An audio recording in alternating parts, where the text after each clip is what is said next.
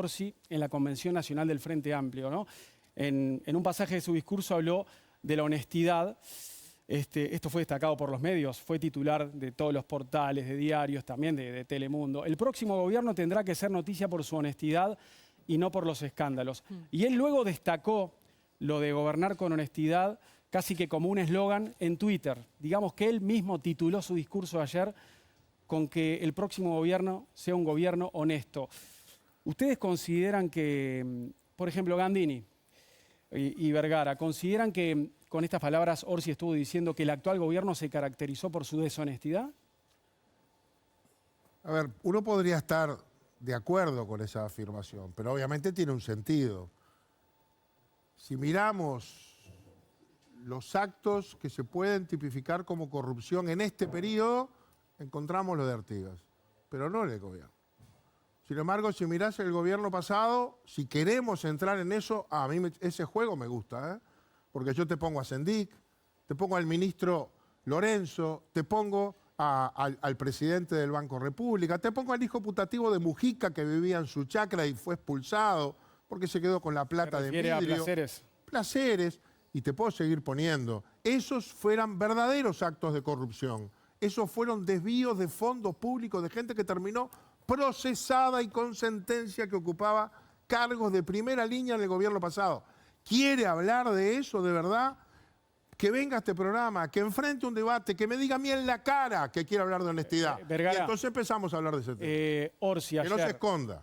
Diciendo eso y después destacándolo casi que como un eslogan en Twitter, él titulando su discurso con eso, ¿quiso decir que este gobierno tuvo momentos deshonestos, que se caracterizó por la queda claro que lo que está diciendo es que en este momento, en este gobierno hubo escándalos. Y creo que nadie lo puede negar. Se puede hacer una sopa, como acabamos de ver, ¿verdad? De cosas y sentencias que la inmensa mayoría no fueron actos de corrupción. ¿No? Pero en todo caso, ¿No? que este gobierno fue una secuencia, yo diría interminable, pero espero que terminen, de escándalos, es indudable. Es indudable. Todo lo vinculado al pasaporte de Marcet, en donde hubo ministerios que se reunían con el principal asesor del presidente para confabular, para mentirle al Parlamento y destruir información que la justicia le pedía.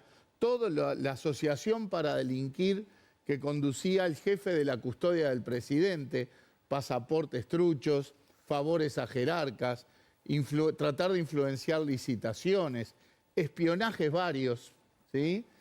Lo que sucedió en el Ministerio de Turismo, que se quería contratar publicidad en un año donde no se podía hacer turismo, la entrega de viviendas con el dedo a militantes en el Ministerio de Vivienda, los acomodos en Salto Grande, y podemos seguir. Todo lo que pasaba en el Ministerio del Interior, en las narices del propio ministro, tratando de ocultar o alterar el proceso vinculado al caso Penades. Me estoy quedando corto. Que este gobierno ha sido una secuencia de escándalos, no tengo dudas, creo que la ciudadanía no tiene dudas y por lo tanto cuando se dice que no queremos que el gobierno sea noticia por los escándalos, es clarísimo. María Eugenia, ¿fue una secuencia de escándalos el gobierno?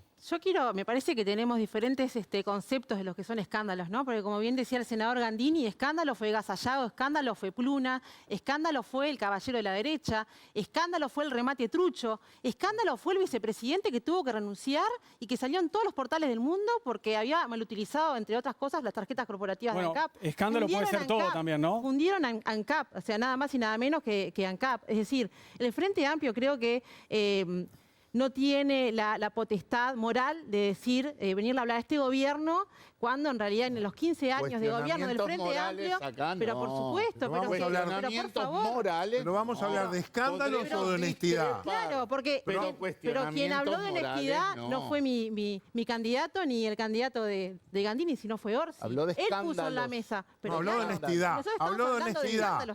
Nombrame uno procesado en este gobierno. Nombrame uno. Tiene que ser caracterizado por la honestidad. Bueno, pero con eso. La pregunta de corrupción y nadie lo puede discutir. A ver, Richard, cuando Yamandu Orsi está diciendo que el próximo gobierno debe gobernar con honestidad y lo subraya, ¿no está diciendo que este gobierno tuvo grandes momentos de deshonestidad? Yo interpreto lo que dice Yamandú a partir de lo que decía Mario. Creo que escándalos hubieron. Si alguien dice que no hubo escándalos en este gobierno, estamos en otro mundo. Y yo no comparto lo de Jorge, que tira todo entre una bolsa. Yo estuve muy cerca del tema de Fernando Lorenzo. La verdad, si alguien puede probar que el nieto se llevó un mango, que lo ponga acá arriba. Entonces, barajar y tirar así.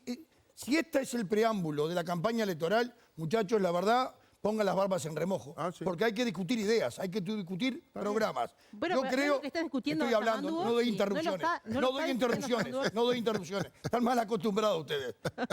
Yo creo que si esto es el preámbulo, el inicio de una campaña electoral, de meter todo entre una bolsa, no caminamos bien como país ni como sociedad. Leo. Me parece que en la interna del Frente COSE intentó instalar el gobierno fracasó como su eje de campaña, que es un eje que no resultó, digamos, porque es muy difícil. En algunas cosas le fue bien, en otras le fue mal. El país no se cayó a pedazos, como decía COSE. Entonces esa línea no caminó. Orsi, el día que ganó la interna, tiró ya este tema de los escándalos y la honestidad. En el primer discurso que hizo habló de este tema, ahora lo reafirma. Y es un tema real, no se puede negar que hubo una sucesión de escándalos. Ese sí es real, es decir, a diferencia del otro, que era un eslogan que no se sustentaba en los hechos, este sí se sustenta, hubo una sucesión enorme de escándalos. Y Orsi lo va a seguir tirando. No, pero Orsi lo va a seguir tirando y la coalición va a tener que responder de una manera mejor que decir Sendik y Pluna, porque Pero ya si pasó. habla de honestidad, Claro, habla de Leo, escándalos. él te está- habló de otra cosa. No, pero Los escándalos están, él y- mismo te está titulando su Él discurso dice con la frase que gobierne la honestidad. Y bueno, Ese fue el titular Entonces ahí de de eso es La otro coalición tema. multicolor Lo podemos tendrá que tener hablar. una respuesta Te mejor está que Lo diciendo seguir podemos hablando discutir y de debatir. Bueno, queremos debatir tendría- ideas con él, pero pasa que no va Pero para, a los debates tampoco. Hay una cosa acá que... Y si es 4 contra 1, tampoco iría yo. Y bueno, Y claro. Yo creo que Se la cuando se banque. empieza No a hablar... interrumpas Bueno, porque que no ustedes. no me interrumpas, pero yo tampoco te dejo que me interrumpas. No vale interrupciones acá. Yo creo que cuando uno ve lo que yo mencionaba, el ranking ese donde los políticos están casi que en el fondo de la tabla, tiene que ver un poco con esto. O sea, el que me quiera decir a mí que la honestidad administrativa tiene color político, francamente me parece que es poco creíble. Han habido casos de corrupción y escándalos en todos los gobiernos, siempre los van a ver, es parte de la función, y me parece que es poco constructivo para el sistema político que ese sea el eje. Incluso han habido escándalos, pero ¿qué tipo de escándalos? Yo, por ejemplo, seguí particularmente por interés personal en las denuncias del senador Vergara respecto al puerto, ¿no? Donde se dijo que había habido corrupción de una cantidad de personas, que el puerto iba a ser un horror, que no sé qué. La realidad es que después hubo un dictamen fiscal que me lo tomé el trabajo de leer, fueron como 132 páginas, un dictamen fiscal realmente de los más prolijos que he visto, que no mostraba ninguna señal de corrupción. Y nada, ninguna señal para generar procesamientos, ni investigaciones, ni nada. Entonces, cuando se tiran ese tipo de escándalos, me parece que es una mirada muy miope del sistema político en el sentido que vas a ganar 10 minutos de un titular, pero la realidad es que estás desprestigiando la actividad en la que vos estás desempeñándote también. Y me parece que a largo plazo esa campaña no es constructiva para nadie. Por una alusión. Se Sí. puede. No es el Parlamento, pero la alusión fue obvia, Está ¿no? concedido. Nosotros hicimos las denuncias en los ámbitos donde había que denunciar. En lo administrativo, que seguimos pensando que lo que se hizo en la entrega del puerto de Montevideo a un monopolio en la órbita del Tribunal de lo Contencioso todavía está abierto y seguimos pensando que hay violación de la Constitución, violación de leyes y eso está abierto. Seguramente si leyó con atención el dictamen del fiscal, si bien no se encontraron condiciones de dolo en términos de la cuestión penal con los jerarcas de gobierno, ese propio dictamen habla de irregularidades y hechos reprochables en el proceso de decisión del acuerdo entre el gobierno y Catón Nací. Así que creo que es obligación de la oposición y de los legisladores de la oposición hacer esas investigaciones, hacer esas denuncias, plantear las cosas como entendemos que suceden y llevarlos al ámbito que corresponde. En un caso a la justicia penal, en otro caso a la justicia administrativa y bueno, y no en vano otras cosas vinculadas al tema, como el espionaje a mi persona y a la de Charles Carrera, que orquestaba la Asociación para Delinquir, liderada por Astesiano, tenía como objetivo explícito que retiráramos la denuncia vinculada a la entrega del puerto. Por lo tanto, Denuncia creo que no que llegó a ningún lado. no se puede decir que ¿Cuál este era sería la- un temita que había que soslayar y que lo que se buscaban eran 15 No comparto. minutos. Sobre el tema del De puerto. ninguna manera. Sobre el tema del puerto tengo una pregunta para Vergara. ¿Cómo no? Esas que le gustan a Vergara, aparte. Que tiene mucha introducción y eso. Polgar y Jorge Polgar y Martín Valcorba son asesores suyos, ¿no? Así es. Bien. En su momento, Catunazzi, el principal operador portuario, le pidió un informe a CPA Ferrer, que lo hizo el economista Gabriel Odone, un informe técnico sobre que lo mejor para ordenar el puerto era que el operador que se había dispuesto para que sea el que opere desde una posición hegemónica la terminal de contenedores iba a hacer del puerto un puerto más eficiente. Acá estamos hablando del punto de vista económico nomás. En su momento, en Primera Mañana, con Raúl Ponce de León, entrevistamos a Polgar y a Valcorba sobre este tema. Polgar dijo que el informe de Odone no lo hacía ni un estudiante de economía de segundo año. De bochorno lo trató, su asesor. Ahora se habla de la posibilidad de que Odone sea el ministro de Economía de Yamandu Orsi. ¿Usted respalda lo de Polgar, que era un bochorno ese informe? Yo respaldo la crítica a ese informe que creo que desde el punto de vista conceptual es equivocado, hecho por Odone y otros. O sea que el próximo colegas ministro de del Economía CPA. del Frente Amplio hizo No un sé informe si- que es un bochorno. No sé si es el próximo ministro de Economía, Bueno, ni me corresponde. Está ahí en la decirlo. mesa, ¿no? Deberíamos saberlo. Hay Como una tantas visión, cosas, una visión dada por Odone en particular, de en todo caso la ventaja de que hubiera exclusividad en el puerto, que eso básicamente es lo que dice en el informe, que yo soy totalmente contrario a esa Contrario. visión. Yo creo que la competencia en el puerto iba dando sus frutos y en todo caso lo que había que hacer era profundizarla, porque además así lo dicen las leyes, y el pasaje a un monopolio de ninguna manera lo va a hacer más eficiente. Y la vida lo va demostrando, también un poco en base a lo que se decía antes, de que no pasó nada en el puerto. No. En los rankings internacionales, el puerto de Montevideo cayó decenas de lugares. Estamos entre los 20 puertos peores de los que se ranquean. Hubo un deterioro importante en ese sentido y todos los días hay noticias de empresas internacionales que están planteando mayores demoras y la posibilidad de usar puertos alternativos al puerto de Montevideo. Gandini, ¿tiene algo para decir? Sí, del puerto no vamos a hablar porque tenemos viejas rencillas y diferentes opiniones con Vergara. Rencillas no, opiniones. Sí, las hemos tenido en alguna interpelación. Pensamos muy diferente. Yo pienso que hubo un acto de corrupción instalado y secuencial durante muchos años con el gobierno del Frente Amplio que creó el monopolio a favor de una empresa privada que violentó la ley para darle a Montecón un beneficio absolutamente ilegal. Pero ese es otro tema. Con respecto a tu pregunta, Totalmente falso. con respecto a tu pregunta, yo creo que lo que dijo, lo que quiso decir o dejó entredicho ayer Orsi. Orsi es agraviante para nosotros. Y por lo tanto tiene que fundarlo y dar la cara. Si no quiere discutir contra 4, que discuta contra 1, pero que lo sostenga dando la cara. Es agraviante porque los trató de deshonestos. Porque ¿decís? dejó el entredicho de que en este gobierno hay deshonestidad. Y yo quiero que me lo demuestre. ¿En qué? ¿Dónde? ¿Dónde están las denuncias penales? ¿Dónde están los procesados que tengan que ver con la honestidad? Natalia. Hay que recordar que Orsi ya había utilizado este concepto. Por ejemplo, si uno recuerdan la campaña gráfica de Orsi en vía pública, en las rutas, estaba este concepto de honestidad, o sea, ya puesto de Bueno, a manifiesto favor de él, desde no en antes. contra de nadie. Claro, ahora se agrega el elemento de los escándalos y por ahí por contraposición se puede leer de la manera en que lo hace Jorge. A mí me gustaría decir también, reforzando un poco el punto anterior, que hay esta percepción de que los problemas más relevantes para la ciudadanía, que la gente no vota por temas de corrupción o no corrupción, sino que vota por temas de economía, temas de seguridad. pero sin embargo las mediciones de opinión pública lo que están arrojando es un gran malestar de la ciudadanía, de la mayoría de la ciudadanía con estas situaciones que se están dando, y además hay un 14%, 15% de la población que considera que la corrupción es un tema central a la hora de la campaña electoral y del debate, y me parece que ese es un poco el objetivo del candidato Frente Amplista, de poner este tema sobre la mesa y además de hacer caudal, digamos, los escándalos mediáticos que ha habido y el nivel de cobertura mediática que han tenido, ¿no? María Eugenia. No, yo creo que lo que pretende instalar Yamandu Orsi con el tema de la honestidad es evadir el debate real, que es lo que quiere saber la ciudadanía, que es lo que no se ha expresado, que es qué va a pasar si el próximo gobierno es del Frente Amplio, qué van a hacer cuando deroguen, si sale victorioso este plebiscito que se plantea de la reforma de la seguridad social, ¿qué van a hacer con esos ahorros confiscados de los trabajadores cuando se terminen?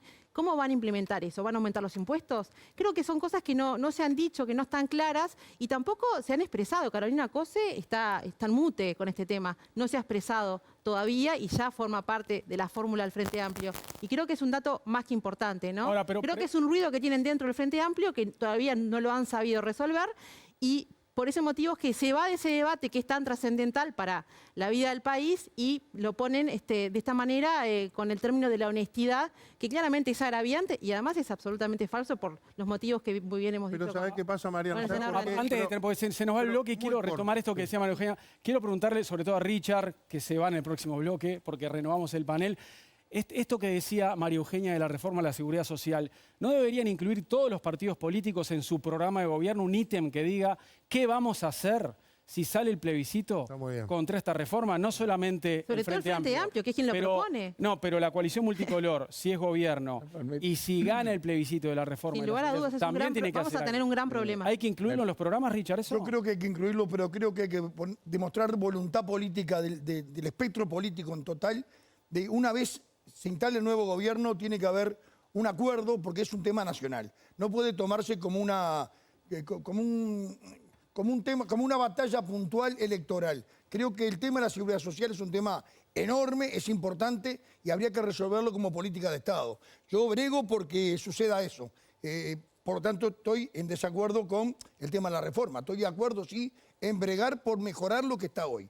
Porque lo que había antes era horrible. Nos vamos a la pausa. Mariano, me permitís porque se dijeron cosas que no son ciertas. ¿Qué cosas? Por ejemplo, que el plebiscito es impulsado por el Frente Amplio. No. Eso no es cierto. ¿Algunos sectores del Frente Amplio acompañan el plebiscito? Sí. El Frente Amplio, como fuerza política, no.